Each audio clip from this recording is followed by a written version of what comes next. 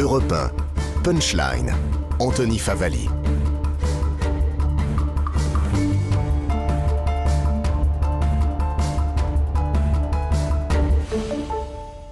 Et bienvenue dans Punchline. Je suis ravi d'accueillir les auditeurs d'Europe 1, les invités sur ce plateau pour nos débats. Gabrielle Cluzel, directrice de la rédaction de Boulevard Voltaire.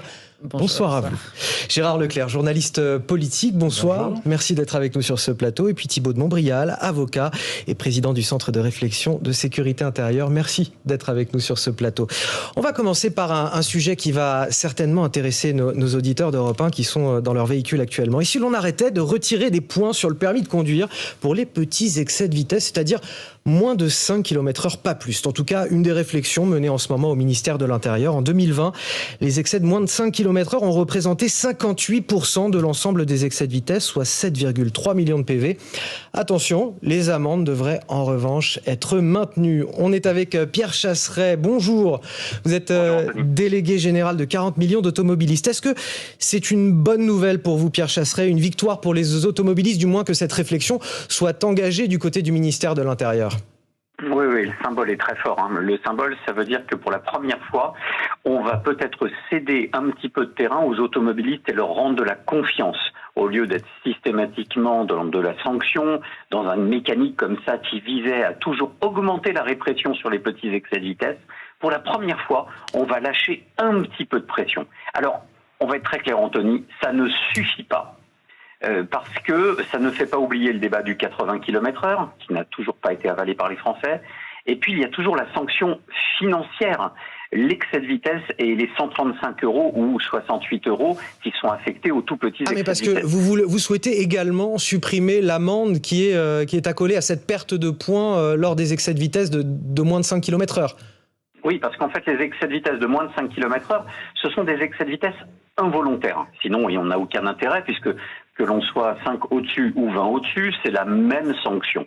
Donc, il faut appliquer en fait ce que pratique par exemple l'Angleterre. L'Angleterre est le numéro 1 européen de la sécurité routière et il pratique une amnistie totale sur ces petits excès de vitesse qui sont considérés non accidentogènes, évidemment, bien sûr non accidentogènes, et puis surtout qui sont considérés involontaires avant tout. Pierre Chasseret, vous avez conscience que c'est quand même 714 millions d'euros pour l'État ? Qu'est-ce que vous voulez que je vous dise ? Si c'est que 714 millions d'euros qui sont volés sur le dos des Français avec un faux argument de sécurité routière, je me dis que ça sert à rien. Je préférais qu'on amplifie la répression routière sur les vrais chauffards que sur monsieur et madame tout le monde qui roulent 2 km/h au-dessus en bas d'une descente. Pour vous, c'est un faux argument de sécurité routière. Ça veut dire que vous n'avez pas le sentiment qu'on laisse une porte ouverte à la banalisation des excès de vitesse sur la route avec ce type de mesure, que c'est pas peut-être un mauvais discours, un mauvais signal pour les automobilistes? Non, mais on nous fait le coup du mauvais signal depuis des années et au final, depuis 2008, la France sombre dans le classement européen de la sécurité routière. On était 8e, on est maintenant au niveau de la 16e place. On est en train de s'écrouler parce qu'on mise tout sur les petits excès de vitesse et que c'est pas le bon combat. Alors attendez, parce que Pierre Lagache, vice-président de la Ligue contre la violence routière, dit près de la moitié des accidents graves, des accidents mortels sont générés par ces petits excès de vitesse. Oui, c'est ce qu'il nous dit aujourd'hui. Oui, il joue de la flûte. Il faut être très honnête et objectif. Il faut se comparer. On ne peut pas asséner une vérité tout seul en France. Il faut se comparer par rapport à nos voisins européens qui sont similaires à nous et qui fonctionnent sur des limitations de vitesse sensiblement équivalentes aux nôtres. Donc non, ça ressemble à rien. Il faut arrêter de faire peur. On a des associations aujourd'hui, très peu d'ailleurs, qui militent pour une baisse totale des limitations de vitesse et qui n'ont d'ailleurs eu aucun impact sur la sécurité routière. Tiens, je vais vous prendre un exemple, Anthony. Regardez par exemple la baisse à 80 km/h. On nous avait annoncé qu'on allait sauver 450 vies par an. Quand je regarde les chiffres de la sécurité routière de ces derniers mois, nous sommes au-delà en termes de mortalité qu'il y a 10 ans. En 2013, on avait moins de tués sur les routes et pourtant la limitation était à 90. Donc où sont les 450 vies épargnées qu'on nous avait promis ? Eh bien, elles ne sont pas au rendez-vous parce que pendant ce temps-là, on a une majorité d'automobilistes qui n'est pas sensibilisée à l'usage du téléphone portable au volant, par exemple, et ça, c'est un vrai chantier. Je pense aussi aux stupéfiants au volant. 25% des cas d'accidents mortels aujourd'hui. Il y a 10 ans, ça représentait une part infime. Toutes ces causes d'accidents s'envolent, et là-dessus, on n'agit pas. Pierre Chasseret, on va en rester en tout cas à ces amendes et à ces pertes de points pour les excès de vitesse de 5 km/h. Vous allez rester avec nous par téléphone si vous voulez réagir à nos invités, aux propos de nos invités. Gabriel Cluzel, vous trouvez que c'est une bonne mesure, c'est un bon signal qui est donné aujourd'hui que de supprimer ces pertes de points avec un excès de vitesse de 5 km/h? Oui, ça me semble être un bon signal de fait. Et moi, je partage l'avis de ce monsieur. Il me semble que les amendes devraient suivre également parce qu'il a tout à fait raison de le dire. Généralement, les gens ne savent pas qu'ils sont en train de dépasser la vitesse. Alors, on peut en parler en région parisienne, mais pas seulement. Alors, en région parisienne, on passe du 50 au 30, au 70. Et il suffit qu'une voiture passe à côté de vous à ce moment-là et vous ne voyez pas le panneau. Mais on le voit aussi dans les zones rurales. Quand l'été dernier, pour passer... Je suis passée de l'Aveyron au Tarn-et-Garonne. Je crois que c'était bien le Tarn-et-Garonne. On est passé de 90 à 80 subitement. La route n'avait pas changé, mais parce que c'était une décision départementale.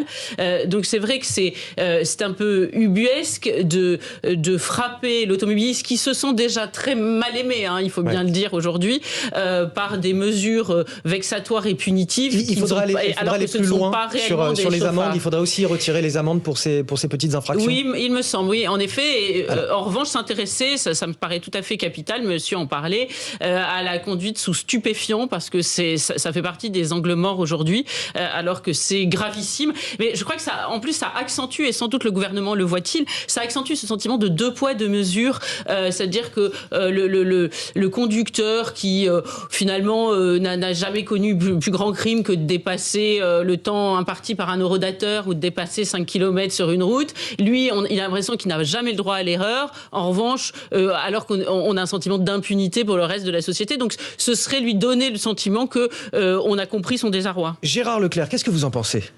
Je ne suis pas tout à fait d'accord. On peut être totalement dans la démagogie. On peut effectivement dire on supprime non seulement les points, mais on supprime les amendes, mais on supprime tout, les limitations de vitesse, etc. Bon, je rappelle quand même que la route, ça fait plus de 3000 morts par an. 3000 morts par an. Et des milliers de gens qui terminent dans des fauteuils roulants. Il y a quelques années, on était monté jusqu'à 16 000 morts. Et c'était au milieu des années 70. Ça remonte à quand même il y a un petit moment. Et entre-temps, on a pris un certain nombre de mesures qui, chaque fois, étaient impopulaires.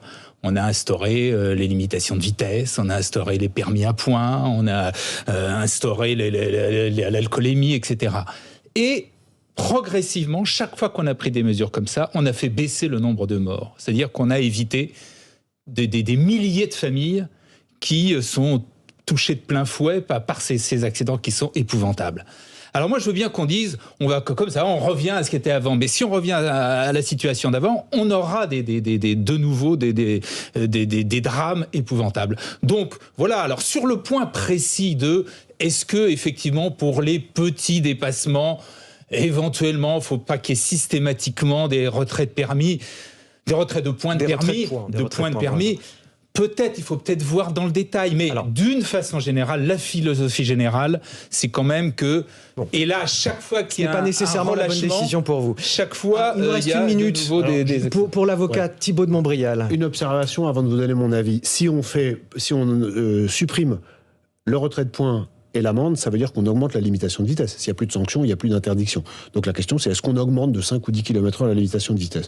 Je ne pense pas que ce soit une bonne idée. Par contre, je pense qu'il faut augmenter les effets. Il y aura toujours des effets de seuil. Si on augmente de 5 km/h en disant on ne fait pas attention, une fois que vous aurez augmenté de 5 km/h, sur les 5 km/h suivants, on aura le même débat et ainsi de suite. Je pense que sur les premiers 20 km/h, on a la même sanction. Je pense qu'il faut saucissonner. De 0 à 10, je trouve ça très bien qu'il n'y ait pas de retrait de points. Par contre, on garde l'amende. Et de 10 à 20, on pourrait avoir le retrait de points et l'amende. Donc moi, je mettrais un seuil, non pas à 5, mais à 10. Comme ça, on aurait 10, 20 et on enchaînerait avec les autres seuils qui sont 30, 40 et 50. Ce serait beaucoup plus lisible. On va marquer une courte pause sur CNews et Europe 1. Merci à vous, Pierre Chasseret, délégué général de 40 millions d'automobilistes. On revient dans un instant. On évoquera cette tuerie aux États-Unis. Les États-Unis sous le choc après une fusillade dans le Texas.